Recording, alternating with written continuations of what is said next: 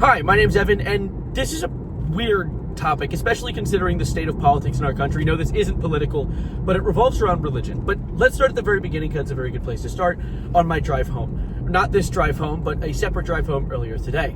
See, I saw the cutest, chunkiest little goofy little boy, a mixed breed Siamese cat, on my ride home from school today. And I sent the picture to my friend Lauren, who was like, oh my god, it's a sign. It's Jedi looking down on you. This is like a nice little sign from wherever he is right now. And for those of you that haven't been keeping up with the channel, my cat Jedi recently passed away. He was my little boy, my everything of 15 years.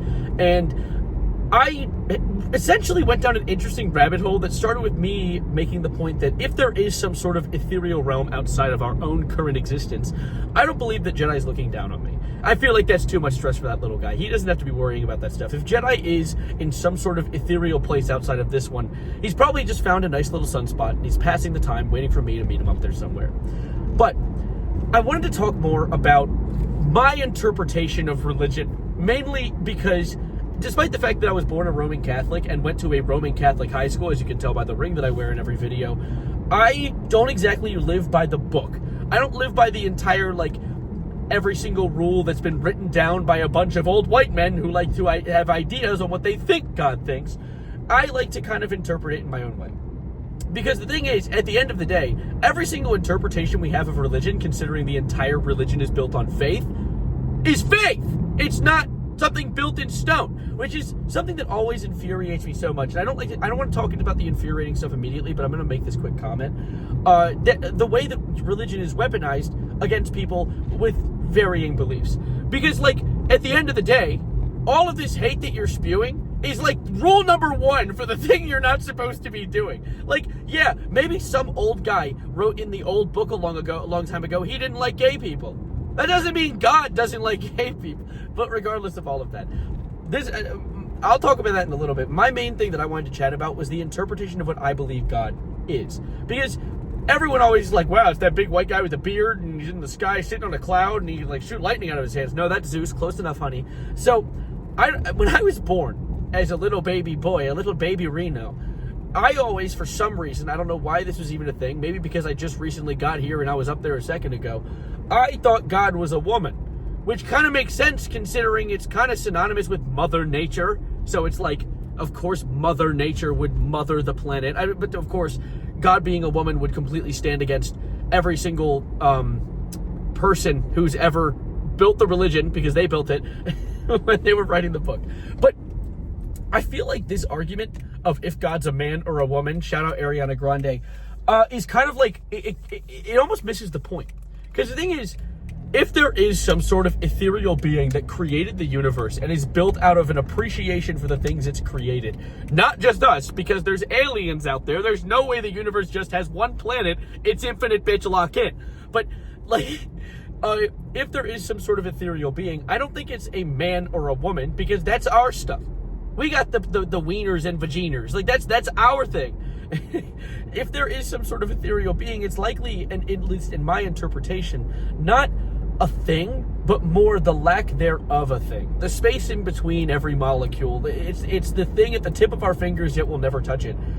It's our experience. It's the human experience as a whole is what I believe could be what you can interpret God to be. Hi, home Evan. We're going to get back to car Evan in a second, but I have to add a little note while I was editing this. It was an idea that came to me.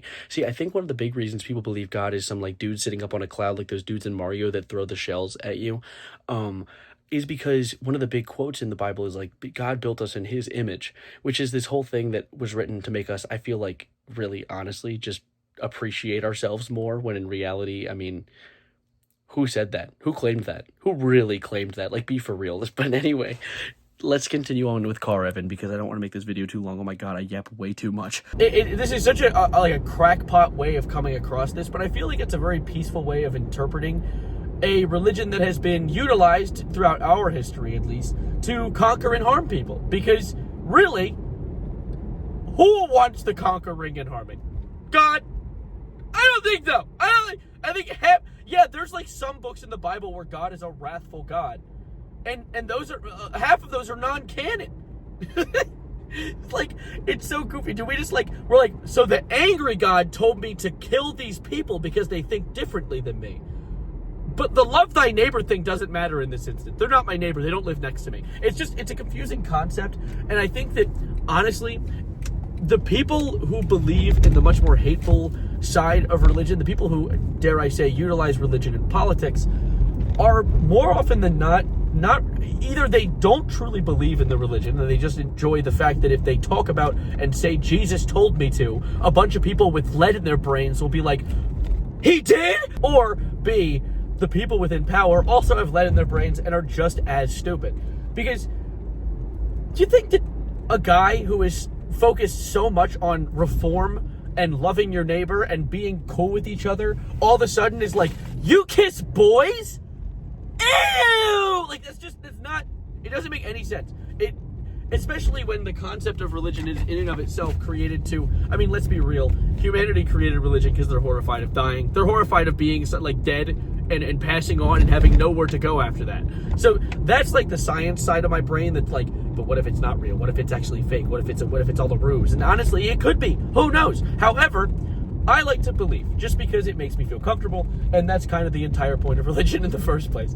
So I just wanted to yap about this. I found it interesting just that I had this conversation today. However, I shit you not, I might even show a screenshot of my camera roll. I tried to do this video like 15 or 20 times because I was so scared of wording this in a way that didn't properly articulate how I feel, thus kind of creating a message that really wasn't what I want.